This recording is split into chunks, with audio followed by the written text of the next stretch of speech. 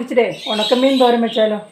അപ്പം ഇപ്പം മീനിനൊക്കെ ഭയങ്കര വിലയാണ്. വിലയും ആണ്, മീൻ വിഷവുമാണ്.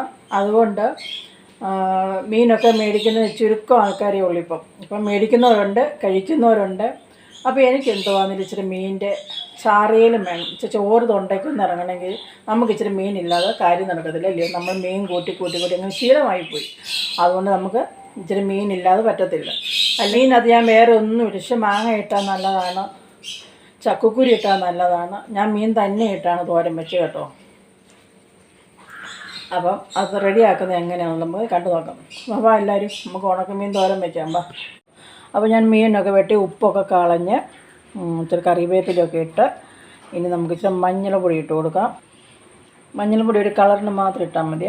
ഒരല്പം കുരുമുളക് പൊടി ഇട്ട് കൊടുക്കാം. ഉലുവ പൊടിച്ചത് ഇട്ട് കൊടുക്കാം. ഒരല്പം ഇഞ്ചിയും വെളുത്തുള്ളിയും കൂടെ ചതച്ചത് ഇട്ട് കൊടുക്കുവാണ്. ഒരല്പം വറ്റൽമുളക് പൊടിച്ച് ഇട്ട് കൊടുക്കും. ഒരു 5-6 കാന്താരി പഴുത്തതും പച്ചയും കൂടെ നമുക്ക് ഇതിൻ്റെ അകത്തോട്ട് ചതച്ചിട്ട് കൊടുക്കാം. ഞാനൊരു 4-5 കൊച്ചുള്ളി എടുത്തിട്ടുണ്ട്, അത് ചതച്ചു. കാന്താരിയും കൂടി ഞാൻ ചതച്ചതിൻ്റെ അത് ഇട്ട് കൊടുക്കുവാണ്. ഇനി നമുക്ക് അതിനാവശ്യമുള്ള തേങ്ങാപ്പീര തിരുമ്മിയത് ഇട്ട് കൊടുക്കുക.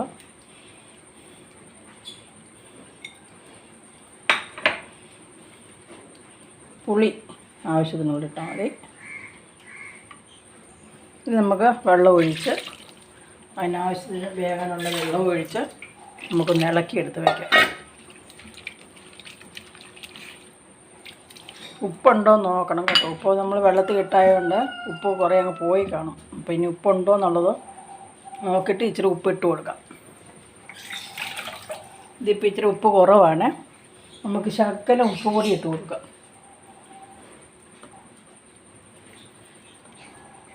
ഇത് നമുക്ക് അടുപ്പിൽ വെച്ച് പറ്റിച്ചെടുക്കാം.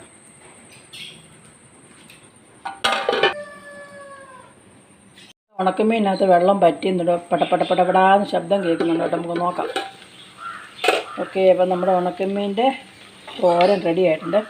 ഇനിയിപ്പോൾ അതിൻ്റെ അകത്തോട്ട് നമുക്ക് ഇച്ചിരി പച്ച വെളിച്ചെണ്ണ നമുക്ക് അതിൻ്റെ അകത്തോട്ട് ഒഴിച്ചു കൊടുക്കാം. ഒരു രുചിക്ക് വേണ്ടിയാണ് നമ്മൾ വെളിച്ചെണ്ണ ഒഴിച്ചു കൊടുക്കുന്നത്.